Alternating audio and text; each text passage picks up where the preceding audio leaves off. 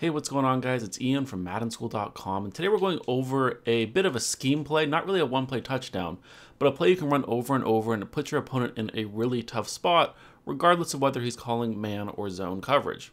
So here we're in the Seattle Seahawks offensive playbook, in the gun deuce close formation, and the play is called Seahawks switch. And so I'm going to run this first against cover 3, and there's a bunch of things to kind of be aware of with cover 3. But then I'll take you into cover 2, man-to-man, show you it works versus everything. The way I like to set this up is be on the right hash mark, and then motion the extra square receiver out and put him on a streak route. And that's really the only setup. And the best part about this play is the route combination that this wire triangle tight end is on, paired with the route that the B receiver is on. And there's something the tight end does here on his little wheel route that's also pretty helpful. And the running back's swing route is a little bit different swing route than normal, and that can be helpful as well. But I'll get into those a little bit later. Right now, I just want to focus on the wire triangle receiver and the B or circle receiver.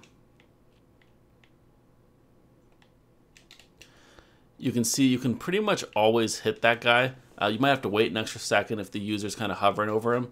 But if the user really commits to him, then the B receiver is going to be open. And that's going to work for really any zone and any man coverage.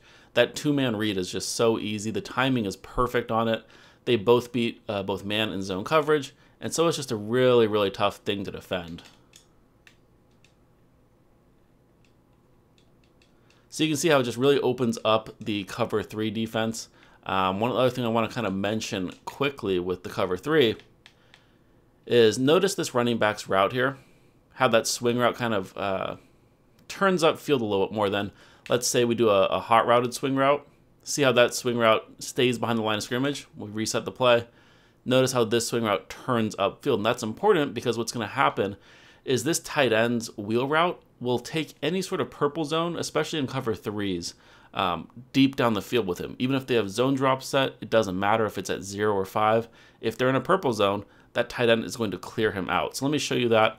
I might end up taking a sack here trying to show you the tight end really clearing out the purple zone on the right side of the field. You can see how that guy just turns and runs with him, turns into almost like a man-to-man coverage. The tight end's route does that. Sometimes purple zones kind of glitch out a little bit like that. I think it's by design, but notice how number 7 here on the Cardinals is supposed to be in a purple zone, but eventually he just turns his back and starts running with him. That's even if he was in like a 0 or 5 yard zone drop, he's going to turn his back and start running. So if we hit the running back in stride here, usually it's a huge, huge gain. Right now, even though we kind of waited, we still got 15 yards. Let me show you how it would look if you were to hit him in stride, because you know it's going to happen.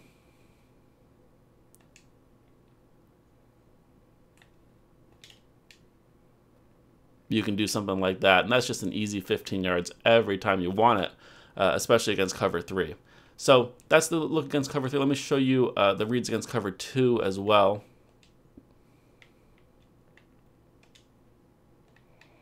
So the setup's the same. One step, motion him out, put him on a streak. Now against most cover 2s, what's going to happen is the tight end's going to get wide open. Now just ignore those sheds because pass rush is kind of silly in practice mode. But you can probably see there the tight end was open pretty much from the get-go. He's going to get wider than the cornerback. And then as he turns upfield, the cornerback's not going to be able to catch him. The safety's too far in the middle of the field, especially if you have a fast tight end there. It doesn't really work great if you have a slow tight end. But if you have a fast tight end, that little shot can be really, really effective. So that's one read against the cover 2. Now remember, that time I didn't do it, but you motion this guy out, put him on the streak route. You also have the tight end on the other side. You kind of wait for him to clear. Doesn't look like much, but that's an extra 7 to 10 yards pretty much every time.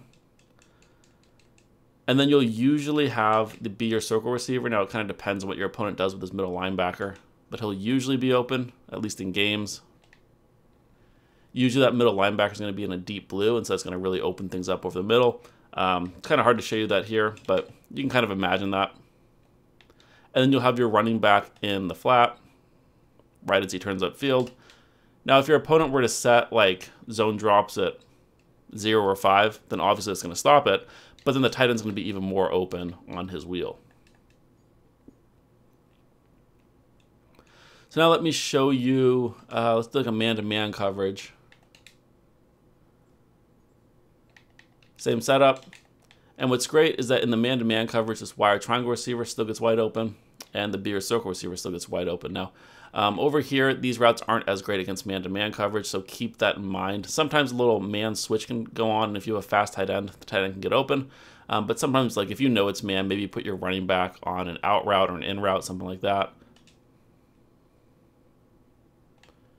You can see how the wire triangle receiver leaves this guy in the dust, and the B or circle receiver leaves the guy in the dust. So they do it in just like a perfect little area where, let me show you first the wire triangle receiver right here, and the B or circle receiver cuts right there.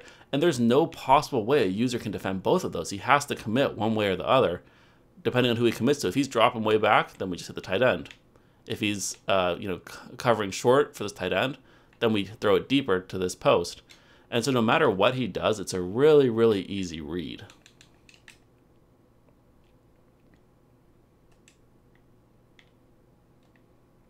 You can see how that receiver, especially if you have a good receiver there, really is going to make a sharp cut and push off of that right foot, cutting into the middle. It's going to leave the cornerback in the dust most times. Now, if you have like a route technician or something like that, an ability that gets him even more open, it's going to be really visible. Now, I want to show you sometimes this tight end's wheel can get open. Sometimes they'll do like a weird man switch. If you see that, that can work. It's not nearly as consistent as the other stuff. Now, if you know it's man, maybe you put like the running back on an out route, something I like to do every now and then. It looks like it'll be congested with the tight end's route and the running back's route, but it's actually not at all congested because the tight end kind of delays a little bit before he moves to the middle of the field. So the timing still works really well with that.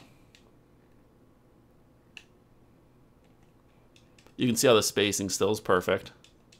But the main thing, man zone anything, motion the extra square receiver out. I like to be on the right hash mark. And then it's just a read between the tight end, number 2, and the wide receiver, that's the B or circle receiver. So hope you guys enjoyed today's video. Until next time, take care.